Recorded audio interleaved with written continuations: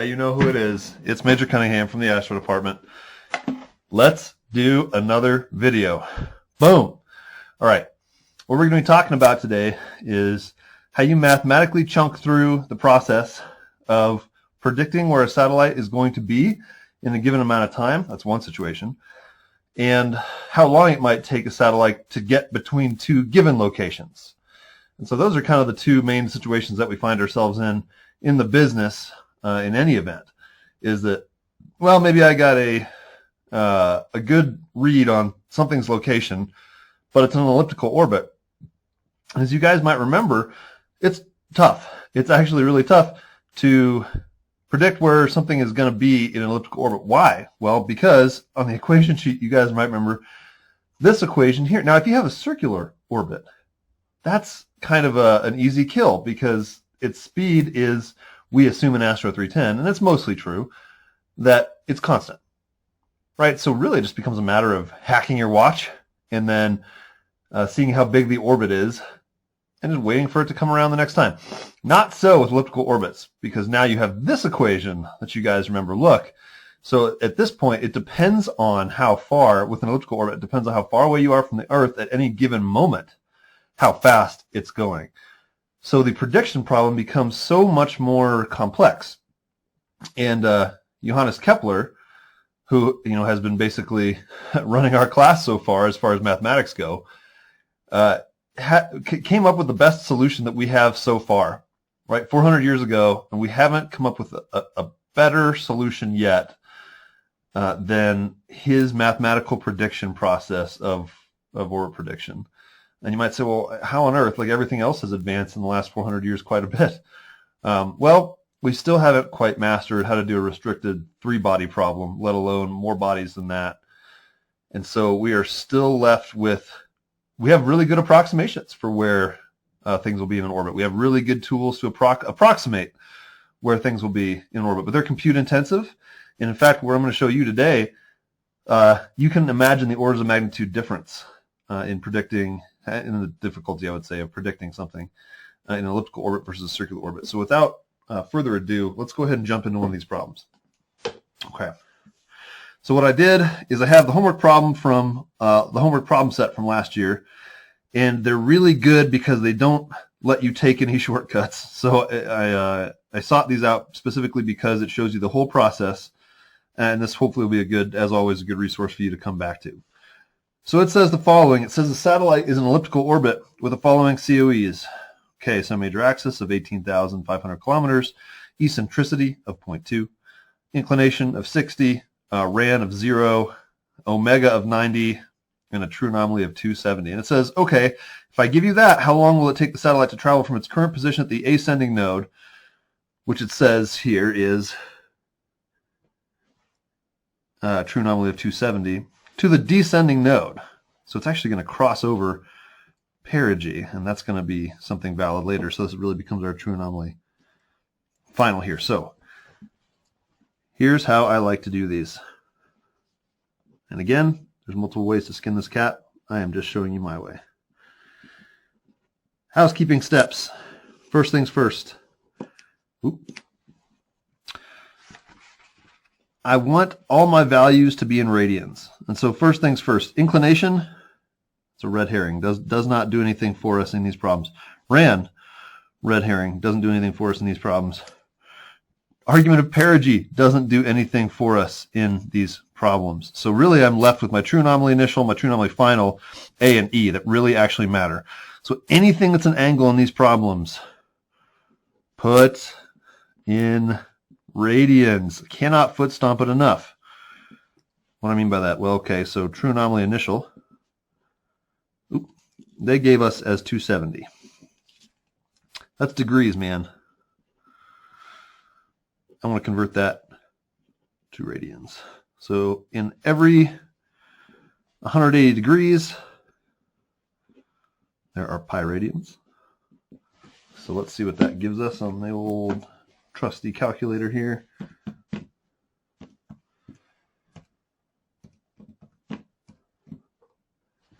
That spits out 4.7125 4. And I'm going to carry four digits here after the decimal. It's going to come in handy because if you truncate your decimals too early with these orbit prediction problems, you end up carrying pretty significant rounding errors that will foul up your answer. So carry at least 4 for now.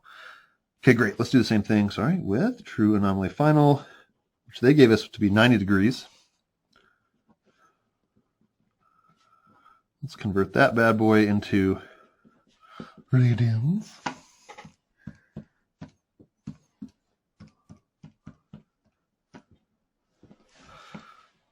.5708 radians, remember. Okay, good. That's our first housekeeping step. All right, now let's step back and try and think about what's actually happening here. If I start off at 270, that is a position in the orbit where I'm just about to hit perigee, right? I've almost completed an orbit. And it says my true anomaly final in this situation is 90. So that means in this example, what my satellite has essentially done, it started off down here at true anomaly of 270, right, which is 4.7124 radians. And through the course of this problem, it swung past perigee, which is right here, right, and then the problem says, okay, I don't care about after this, I just want you to tell me how long it took to get to true anomaly final of 90 degrees.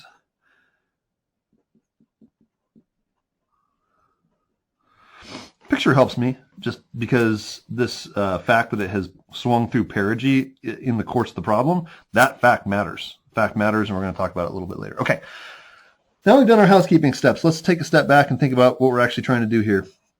We're given a true anomaly initial. We're given a true anomaly final. We would like to get time of flight. The problem says, how long will it take? So when you say, how long will it take, that means it's looking for time of flight. Okay. The way we do this is we use our true anomaly initial value to get eccentric anomaly initial. We use that to get a mean anomaly initial. And we're going to plug that part into the time of flight equation. We're going to do the same thing with true anomaly final. We're going to use that to get eccentric anomaly final. We're going to use that in turn to get mean anomaly final. And we'll plug that in the time of flight equation, and that, like magic, will give us our time of flight. Cool. All right, well, let's begin. So, true anomaly initial.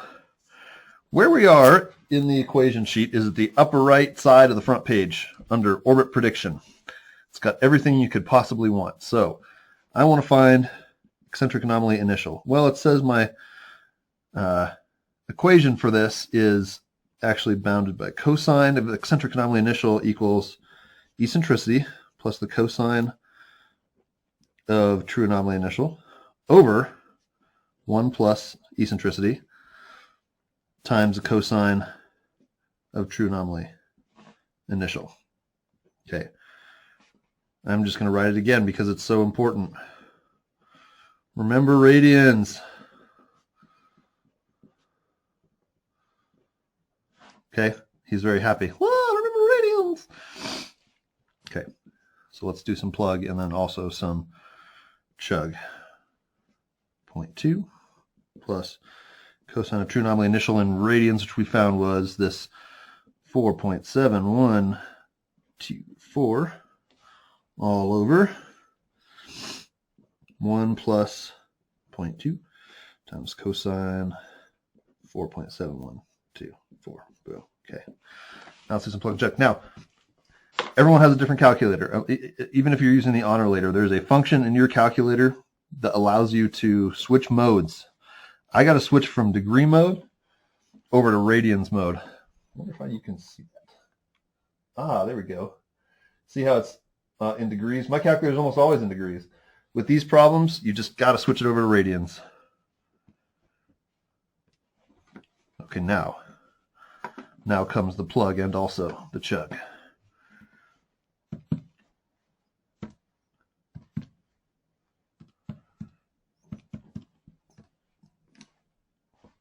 Alrighty.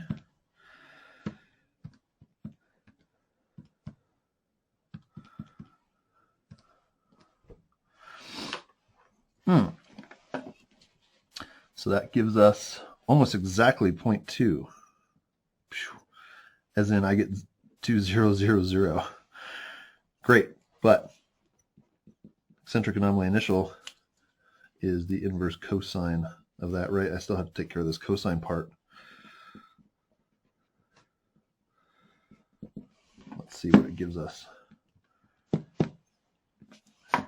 Alrighty. Gives us 1.369 radians.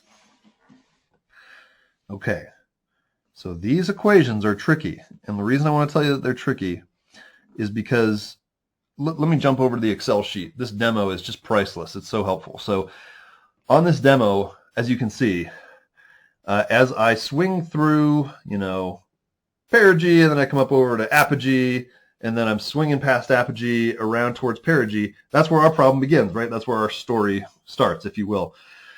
So at that point, we have kind of crossed from this upper area, which is between 0 and pi, down to this second part of the orbit, which has a true anomaly of between pi and 2 pi. So what I mean is, if our true anomaly initial is between if it's between pi and 2 pi, which it is, right? So let's kind of step back here for a second. Pi is 3.14. 2 pi is about 6.28. Really rough, but stick with me. If true anomaly initial, which our true anomaly initial is 4.7124 radians, does that fall between 3-ish and 6-ish? Yes, it does. So let's hop back over to the Excel sheet. That means if your true anomaly initial is in that bottom half plane, that's what we call it a half plane, or it's basically half potato, half ellipse, right? If it's in the bottom half ellipse, that means that eccentric anomaly initial and mean anomaly initial also have to be. So we have to do, you guys might remember a similar process from when we were calculating COEs, right? We had this quadrant check that we had to do, and we had to do some manipulation to our final answer to get it to be the correct final answer, because the equation is being silly and spitting out something that's in the wrong half plane. So what I'm trying to say is how this manifests is 1.3694 is what we got spat out for eccentric anomaly initial. I appreciate you, calculator, but you have failed. You're drunk, go home. No, it hasn't failed. It's given us the answer in the upper half plane, but we know that our true anomaly initial is in the lower half plane. So what I have to do is I have to take 2 pi minus my answer for eccentric anomaly initial to get the correct eccentric anomaly initial.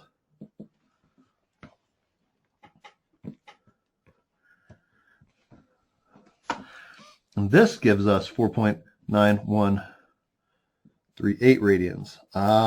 Much better, right? That checks, because 4.9138 is between pi and 2 pi. It is between 3-ish and 6-ish. That's what eccentric anomaly should have given us the first time. Okay, so that manual half plane check process, this is where you make some money here. Half plane check. You have to do that for eccentric anomaly initial. Okay, I'm going to switch over to graph paper now, because I'm running out of space.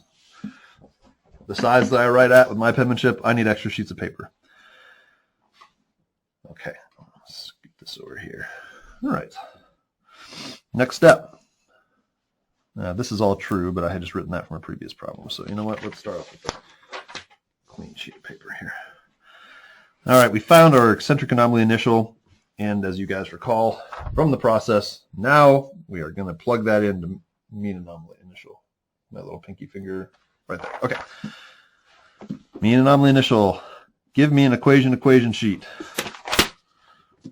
This one right here looks like it would be helpful, and it is.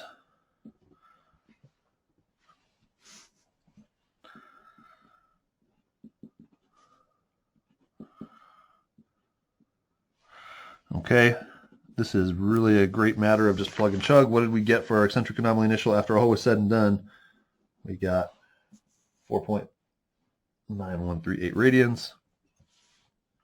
So let's plug that in.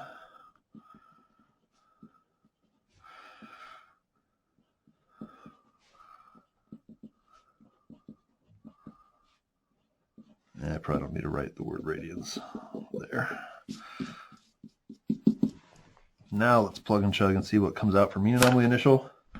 Remembering that it's likely that we'll have to do a half plane check here, but one crisis at a time, right? Right there. Oh, no, that came out all right. So 5.1097 radians is what I got from my mean anomaly initial. Ask yourself, is that between 3-ish and 6-ish? Yes, it is, right? Smack dab in the middle is 5-ish. So no half plane check needed. Or rather, we did the half plane check and no subtraction is needed. Check. Okay, well, this is going to come in handy in a second. We need to now run the same process. If I were to kind of give these checklist step names, I would say my housekeeping step is step 1, then going true anomaly initial all the way to time of flight is step 2, and going mean anomaly initial up to time of flight, or sorry, true anomaly final, blah, blah, up to time of flight is step 3. So great.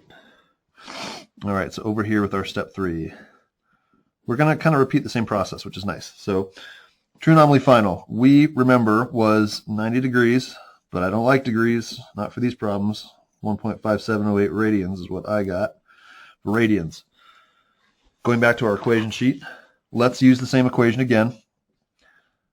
Eccentric anomaly final, right? I'm going to isolate the eccentric anomaly final here by taking inverse cosine on both sides. E plus eccentricity, rather, cosine of true anomaly final over 1 plus eccentricity cosine of true anomaly final. Let's plug and chug.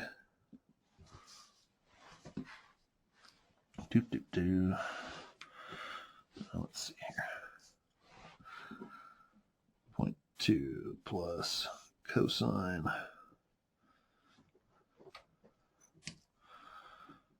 of 1.5708 over 1 plus 0.2 cosine 1.5708. What's this going to give us? And remember, we're going to have to do a half plane check. Always got to check ourselves before we wreck ourselves.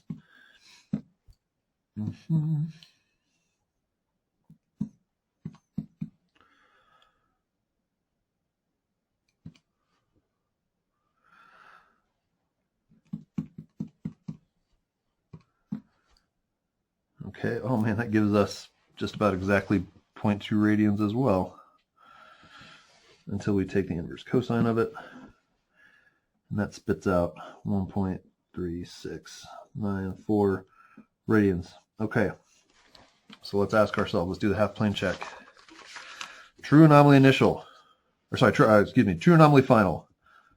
We've swung up here past perigee once. True anomaly final is 90 degrees, which we found was 1.5708. Is 1.5708 between 3-ish and 6-ish? No, but that's okay. Why? Now, let's make an addendum to our drawing to kind of see why. True anomaly of 0 is perigee. You guys buy that. True anomaly of 180, or pi, is apogee.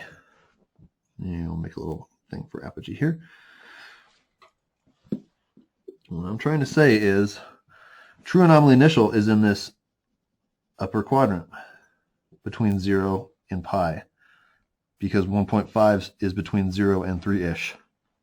That means that eccentric anomaly final and mean anomaly final also have to be between 0 and 3-ish, right? So our half plane check is just making sure that true anomaly initial is in the same half plane as mean anomaly initial and eccentric anomaly initial. Same for final. True anomaly final happens to be in this upper half plane. So that's just going to be between 0 and pi. So that means that its brothers, true anomaly final, and its brothers, eccentric anomaly final, mean anomaly final, also have to be in the upper half plane. Well, let's come back over here. We got our eccentric anomaly final to be 1.3694. Is that between 0 and 3-ish? Yes, it is. So it passes our half plane check. All right, so we're good to use then the mean anomaly equation. Bring this back over here. Mean anomaly equation, which is right, her eccentric anomaly final minus eccentricity sine of eccentric anomaly final. Okay, great. Plug and chug becomes 1.3694 minus 0.2 sine 1.3694. And when we have plugged and also chugged, that is going to give us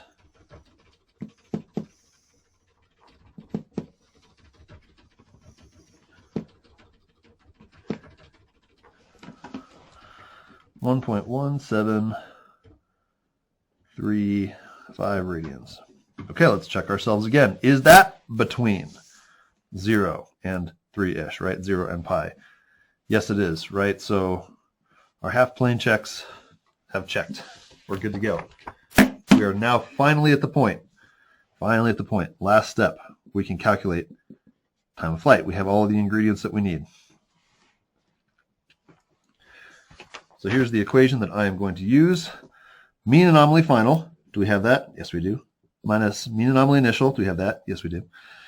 Equals n, which we haven't solved for yet. We'll solve for it right now. Time of flight minus 2 pi, I'm going to write it slightly differently, times this value k. K is going to end up being the number of times the satellite has swung through perigee. This is why our initial picture was so important, because just by working it out, we found that it has swung through perigee once. That means our k is going to be equal to 1. So let's begin our plugging and chugging here in a second. First thing I need to do is actually solve for n. Well, our equation sheet has n for us. It says it's the square root of mu over a cubed. We haven't used sine major axis up to now, but we're going to use it now. N is mean motion. N for mean motion. This letter makes sense. No, I kid. It does not make sense, but N stands for mean motion. And when we do some plugging and chugging, we remember that our sine major axis given to us was 18,500 cubed. Let's see what that gives us, eh?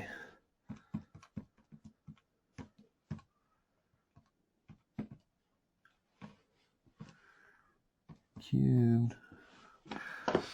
And if your spidey senses are tingling because it's a super tiny number, not to worry, it's supposed to be really tiny because it's in radians per second. And satellites don't cover that many radians in a second. They cover degrees in a second, but when we convert it to radians, it ends up being really tiny. So that's okay. Just saying, like I get times 10 to the negative 8th. Oops, no, I don't. Oh, this is good. This is good that you saw me do this. I got a small number, which is okay, but I forgot to take the square root. Yeah, so partial credit for me. Remember to take the square root. Kind of glad I did that because that's a common error. So common that I did it, but still small. 2.5091 times 10 to the negative 4th radians per second. That's n. All right, now it's time to plug and chug. Of course, first of all, what I like to do is solve algebraically. You know me. I'm an algebraic kind of a guy. So I want to isolate time of flight. What I'm going to do here is mean anomaly final. That's mean anomaly initial. I'm going to take this term, add 2 pi k to both sides.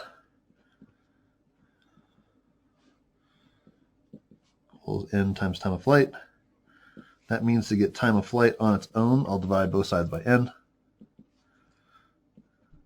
And I can do that because that is allowed.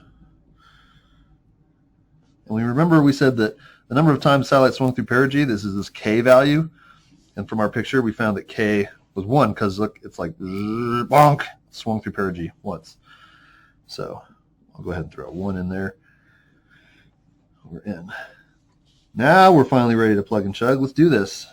Mean anomaly final we got was 1.1735 radians minus mean anomaly initial, which all the way back up here was 5.1097. You might say, oh shoot, we're about to get something negative. Well, that's where that 2 pi came in handy, right? The number of times it swung through perigee. We're going to go ahead and add that 2 pi here, and that'll fix the negativeness that this number would have had if we hadn't have done that. If we hadn't done that. Okay.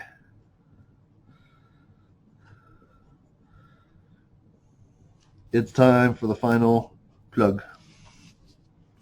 Let us do it. All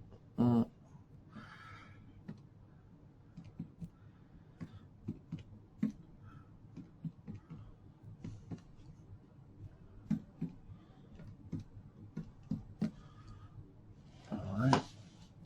I'm really encouraged because that gives us something sane. Gives us 9354.036. Since this is the final answer, I'll go ahead and truncate the 3 digits here at the end, 6 sig figs. Time of flight comes out in seconds. For sanity's sake, now you don't have to do this. This is where this ends, right? 9,300-ish seconds.